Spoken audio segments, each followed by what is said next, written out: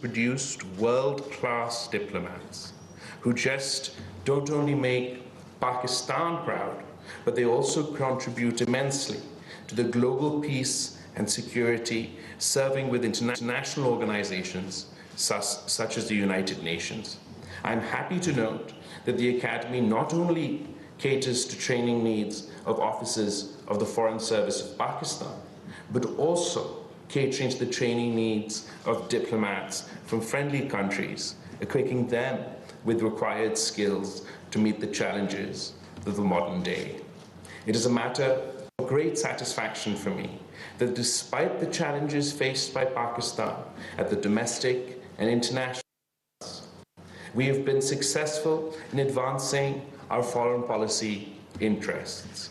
The recent achievements of on the diplomatic front for Pakistan include an exit from the FATF grey list, our key role in the creation of the Loss and Damage Fund at COP27 for countries impacted by climate catastrophe, as we were last year, and global recognition of Pakistan's leadership, both at G77 and China, as well as the chair of the Council of Foreign Ministers of the OIC.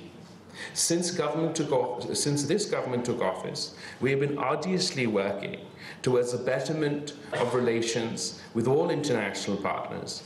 Our foreign policy has been guided by national interests, pragmatism, constructive engagement, and amicably managing divergences and maximizing commonalities of interest. The success of this policy is evidenced by the recently held Resilient Pakistan Development Conference in Geneva, which is sort of a real-life example, tangible example of the success and strength of Pakistan's foreign policy. We all know the sort of polarized nature, not only of our domestic politics, but the polarizing nature of international geopolitics. We know that this is a time when the whole attention of the world, the humanitarian purse strings of the world, are dedicated to the conflict in Ukraine. And before we set out for this Resilient Pakistan conference, we were told to expect very little at a time when the world's attention is elsewhere, when people are facing economic problems at home, where great political powers have started to compete with each other rather than cooperate with each other. But this is a proud achievement, not only for the unity government of Pakistan, this is a proud achievement of Pakistan, कि जब हमने दुनिया से request किया, दुनिया से appeal किया, तो पूरी दुनिया ईस्ट से लेके वेस्ट तक पाकिस्तान का शाना बशाना खड़े थे। एक तरफ हमारा हमसाया मुल्क और ऑल वेदर फ्रेंड चीन भी था, तो दूसरी तरफ दुनिया का सुपर पावर जिसके साथ हमारा भी तारीखी ताल्लुकात है, अमेरिका भी खड़ा था। दोनों ने पाकिस्तान हाथ थाम लिया इस मुश्किल वक्त में और हमारा मदद किया।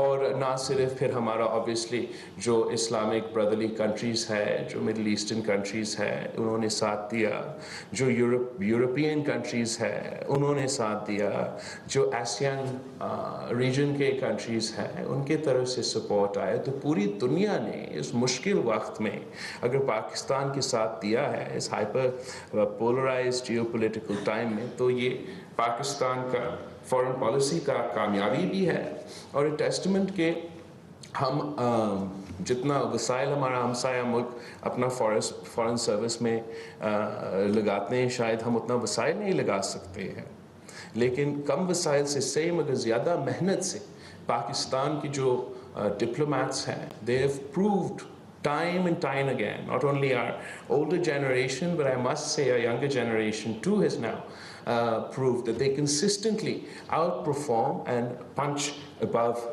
their weight, not least because of the training they receive here at the Foreign Service Academy. Ladies and gentlemen, the international landscape continues to undergo profound changes underpinned by evolving power dynamics, increasing complex interplay between traditional and non-traditional foreign policy actors and interests. Moreover, the diplomacy is being shaped by rapid advancement in communication technologies, unparalleled speed of information flows, and new mediums of human activity. Technological advancements are defining new frontiers of human interaction, including cyberspace. This, in turn, necessitates a more agile foreign service equipped with the skill set and capacities to comprehend, adapt, and respond to the current day geopolitical, geoeconomic realities.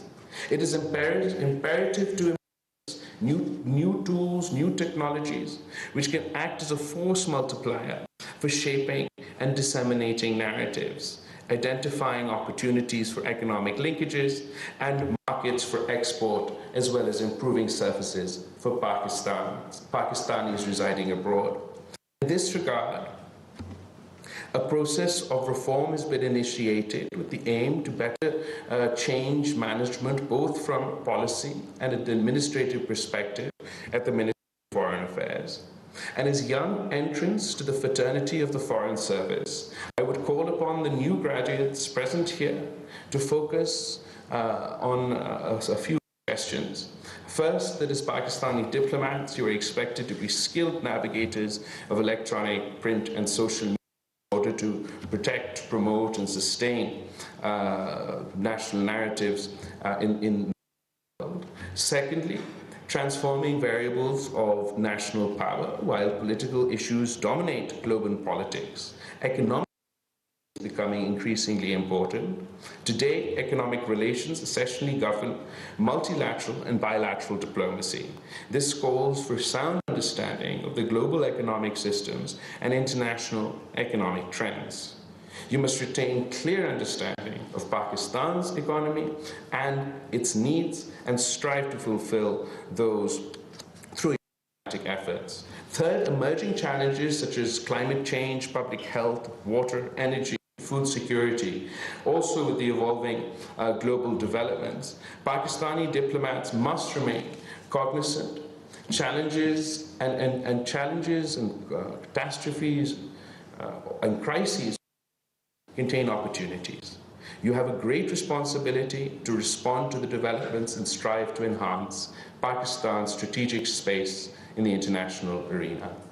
Dear graduates, completing your training marks the end of one journey and the start of a new one, filled with opportunities for continuous growth and learning. Your ability to take advantage of these opportunities will play a significant role in strengthening bilateral ties between Pakistan and the international community, ultimately leading to the success of foreign policy. A strong and capable FSP cadre is essential for the success of our foreign policy efforts. During your career at the Foreign Service, you will discover new vistas and come across different cultures, meet everyone with an open heart and mind, break silos, understand and appreciate diverse, being true to Pakistan's traditions and national priorities and goals.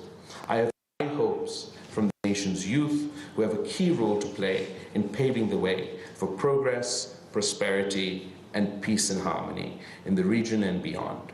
As representatives of a democratic Pakistan, it is important to serve the people and respond to their needs, especially overseas Pakistanis.